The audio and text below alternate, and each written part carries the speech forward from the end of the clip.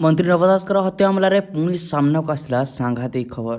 नव दास को मारिबा पई गोपाल दास पांच पांच थर पूर्व अटेम्प्ट करथिला, पांच थर पूर्व प्लानिंग करी विफल होइथिला एवं शेष में हत्या करिबारे सफल होइछि, निजर राग सुझाई पारिछि। ए संपर्क में वर्तमान समय क्राइम ब्रांच जेतेबेले पचरा उचरा करथिले गोपाल दास को, सेतेबेले एमिति किछि खबर सामना को आसी पहुंची, जहाँ सूचना रही कि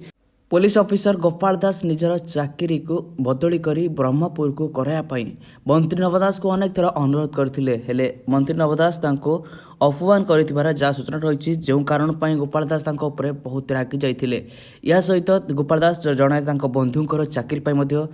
अनुरोध करथिले, हेले नव दास याकू अखातिर करथिले, जो कारण मंत्री गोपाल दास बहुत रागी थे मन मन और मारिबा पई षड्यंत्र करथिले, प्लानिंग करथिले एवं जो कारण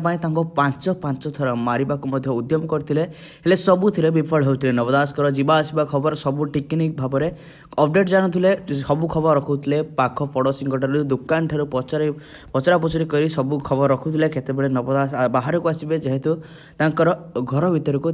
प्राचीर बाउंड्री मध्य को गोपाल दास एंट्री कर पार नथिले। गोपाल दास प्रत्येक समय निज हाथ रिभल्वर रखुले और सबुबले प्लानिंग करथिले जे केउ मुहूर्त मारिबे, निजर प्रतिशोध नेबे।